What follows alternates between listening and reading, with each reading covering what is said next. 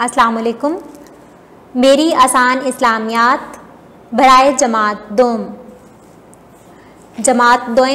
के तलबा व तालिबात, आज हमने आपकी किताब इस्लामियात के सफ़ा नंबर 40 पर मौजूद सबक झूठ के नुकसानात की पढ़ाई करनी है, जिसका मकसद बच्चे झूठ बोलने के नुकसानात से आगाह हो सकें। झूठ बोलना बहुत बड़ा गुनाह है। झूठ तमाम बुराइयों की जड़ है। झूठ बोलने से इंसानों के दरमियान नफ़रत पैदा होती है और माशरे में बड़ी ख़राबी पैदा होती है। दीन इस्लाम हमें सच बोलने और झूठ से परहेज़ करने का हुक्म देता है।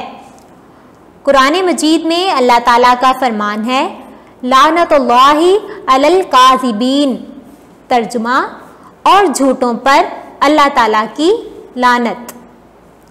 हमारे प्यारे नबी हज़रत मोहम्मद सल्लल्लाहु अलैहि वसल्लम का इरशाद है, और तुम हमेशा झूठ से बचते रहो, क्योंकि झूठ बोलने की आदत आदमी को बुराई के रास्ते पर डाल देती है और बुराई उसको दोज़ख तक पहुंचा देती है।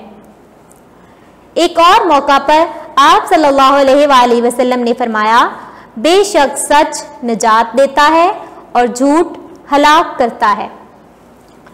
एक मर्तबा एक शख्स नबी अकरम सल्लल्लाहु अलैहि वसल्लम की खिदमत में हाजिर हुआ और अर्ज़ किया, या रसूलल्लाह सल्लल्लाहु अलैहि वसल्लम, मुझे ऐसी नसीहत फरमाएं कि मैं तमाम बुराइयां छोड़ दूं और मेरी इस्लाह हो जाए। इस पर आप सल्लल्लाहु अलैहि वसल्लम ने फरमाया, झूठ बोलना छोड़ दो। सच तो ये है कि झूठ बोलने वाले शख्स की इज्जत नहीं होती, हर शख्स उसको बुरी नज़र से देखता है। अल्लाह ताला झूठ बोलने वाले आदमी के ना तो रिस्क में इजाफा करता है और ना ही उसकी दुआएं कबूल करता है।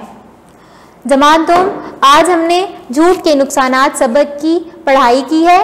आपने इसको घर पर 2 से 3 बार इसकी मुकम्मल बुलंदख्वानी करनी है और इसमें से मुश्किल अल्फाज अपनी रफ कॉपी पर प्रैक्टिस करनी। अल्लाह हाफ़िज़।